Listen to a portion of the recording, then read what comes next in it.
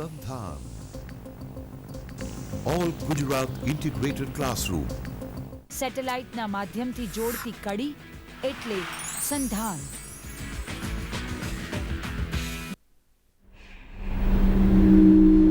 Good morning, friends. I'm very happy to be with you once again from this platform of Sandhan Bisect.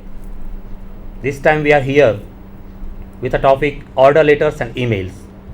As you know, any businessman needs to write order letters for placing of order or maybe for other regular business works, routine business works. He also requires to write or to send emails. So this is the topic for discussion today. I am Professor Vasant Joshi from G.V. Shah Commerce College, Ahmedabad. I am very pleased to introduce my friend Professor Anila Pillai. She is an assistant professor with R.V. Patel College of Commerce, Amroli, Surat. Thank you, sir, for the introduction. Welcome. As you can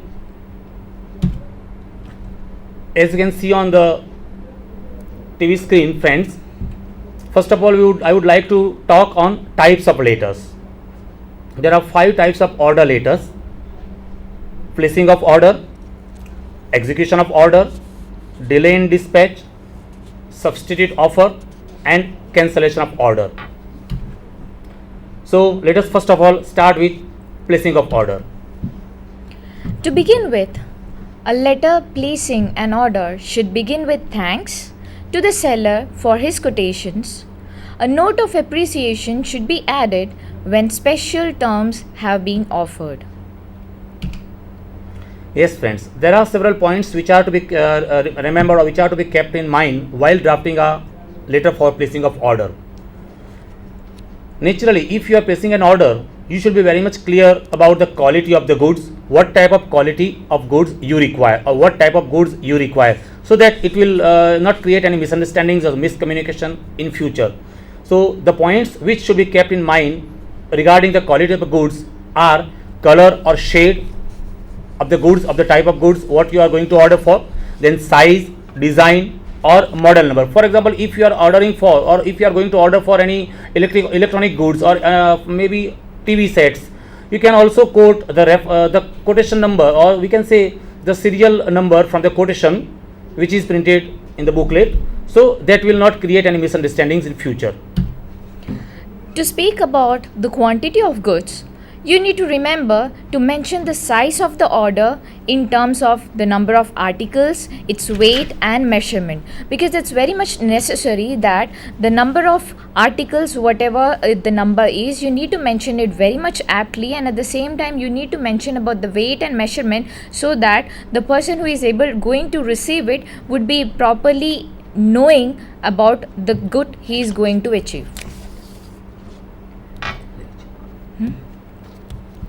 Next slide, please. Yes. And again, the most important thing, price and discount. We need to make a reference to the agreed price and rate of discount. This will avoid any future misunderstanding, because it may happen that at certain period of time you would be having a particular kind of price rate to the particular material which you are going to give it for delivery. But at the same time, if the amount is different or amount is variant, you would not be able enough to explain them. That is the reason why you need to mention it very much aptly, so that at the same time we need to explain about the discount which we are providing. For example, if the customer is very much privileged, you would be giving a kind of discount, special discount to that particular customer. It's not necessary that each and every customer would be getting that discount. So you need to very much clearly mention about the discount rate and about the price tag which you are going to give for that particular material to that customer.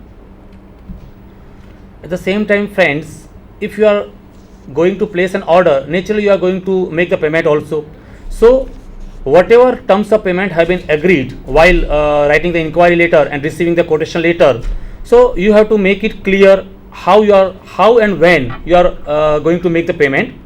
There are various types of or various modes of payment, that is on credit. So make it clear if you are going to buy the goods on credit.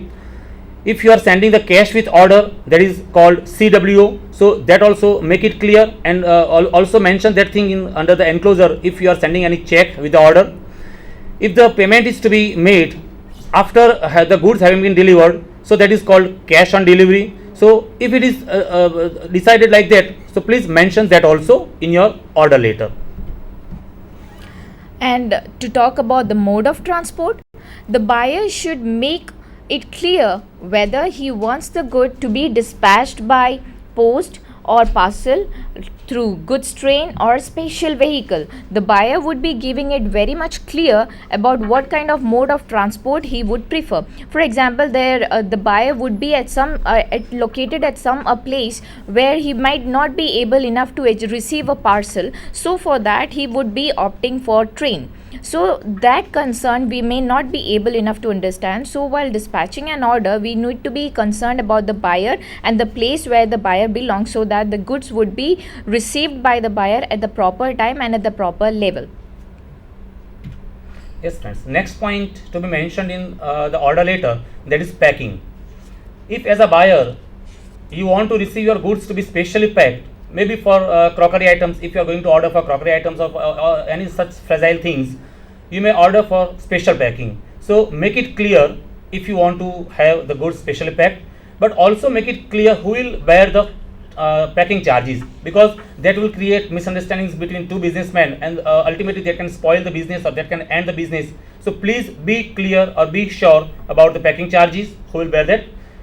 The next point in order letter is time and place for delivery. If the buyer wants it is very much important, friends, to mention within which time or within how much time you want to receive the goods. So while placing an order, make it clear that, for example, we can write we want the goods, or we want the goods to be received before 10th of April, or maybe within 7 days or maybe 10 days. So make it clear. Place of delivery must be mentioned, especially when its address differs from the address given in the letterhead. I would like to give here an example. For example, normally the goods are sent, or normally the goods are delivered on that address which is printed or which is given in the letterhead. But if you want the goods at your godown address, which may be outside the city, so you have to make it clear. You have to specify that thing in the order letter, so that the goods can be delivered at your godown place. And how to conclude, that is again a vital thing. Just how to begin, it's very much important how you conclude the order letter. The end of the letter with a hope for prompt service and best quality is very much necessary. Again, the reason is because when you end that letter, there should be a positive note, and at the same time the buyer should feel, yes, that the particular good taken from our place should be so kind of inspiring to them, or they should feel so much of positive with that letters that the next kind of delivery or the next kind of purchase would also be done from the same place. And again, the assurance for the next order, if satisfied with the service and quality, that has to be mentioned, so that whenever, if at all a chance is there, they would be having a positive note first thing, and at the same time they would be able enough to value what we have given, and at the same time we would be getting a kind of customer satisfaction. That is finally the end of any business. We need a customer satisfaction note. Yes. So friends, Ms. Pillai has nicely explained how to conclude the order letter or placing of order. Now the next stage, after the order has been placed, there is a next stage for reply to order, or we can say execution of order. Once the order is received by the supplier or by the manufacturer, naturally he will execute the order, or he will write a reply to order when he is going to supply or when he is going to forward the goods. So here we need to remember some following categories. That is, the replies to orders are called execution of order, that is what it is actually called, and any order should be executed promptly and it should be replied so far, so that there would be no communication gap, and at the same time the receiver and the buyer would be happy with the service, and they would be able enough to understand at what time the buyer needs that good and what is the necessity. Everything would be very much understood if at all the execution is promptly done. And again, the most important thing which you need to remember is the reply must contain the reference number and the date of order, because only with that we would be able enough to locate in future whenever necessary that this good had been taken at this number at this proper date, and the reference number, with the help of reference number we would be able enough to locate it very easily. Yes, Ms. Pillai, it is very much necessary or very much important to mention the reference number and date of the letter which you have received, so that the customer to whom you are writing, he may come to know to which letter you are going to reply or you are replying. Now let us see how to begin a reply letter, or we can call execution of order. First of all, friends, in the very first line of your body of the business letter, you should acknowledge the letter. As we saw in the previous point, in the previous slide, we can use here the reference number and date. For example, we may write the sentence like this: we are very pleased and thankful to receive your order number 18/2012 dated so and so. You can mention some particular date, inquiring about or ordering about so and so. So in this way you can acknowledge the letter, so that he can come to know that you have received a letter and to which letter you are replying. You should also express pleasure and thanks while replying to order. Then welcome the buyer and appreciate his interest in your products. For example, we appreciate your genuine interest in purchasing our products. You may like a sentence like this, and assure him for excellent services and best quality. That is also very much important in the beginning of the letter. The next point. Very true, sir. And at the same time, we need to confirm the price, quality and quantity to avoid any miscommunication, as been said earlier, because when we are getting an order, that means a customer is being attracted to our product and at the same time to our firm. We have a very good name, and that is why no doubt a customer would seek us. Either we would be good with the quality, or we would be good with the price, or at the same time we would be able enough to give prompt delivery to the customers.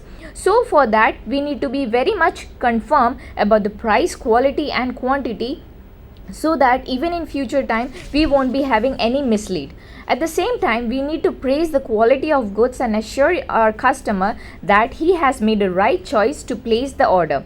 The reason for this is so that next time when he is going to locate or to find another buyer, he would not tend to digress. On the other hand, he would try to be with us, and we would be having a long-term customer with us if at all we are able enough to praise about our quality of goods. At the same time, we need to provide what we assure.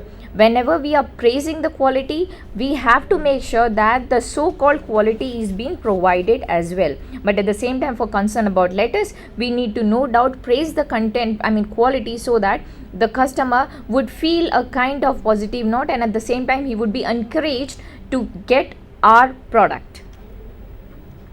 Yes, friends, the next point is, whenever you write a reply to order letter, or whenever you write an execution of order, please mention when and how the goods have been dispatched or will be forwarded.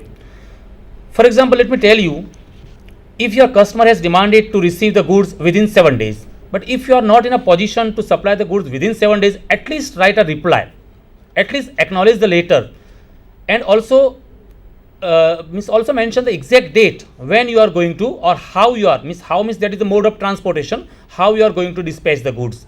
If you have already forwarded the goods and after that you are writing the letter of reply or execution of order, please also enclose the copy of invoice, that is we can call the bill, and the railway or truck receipt for parcel.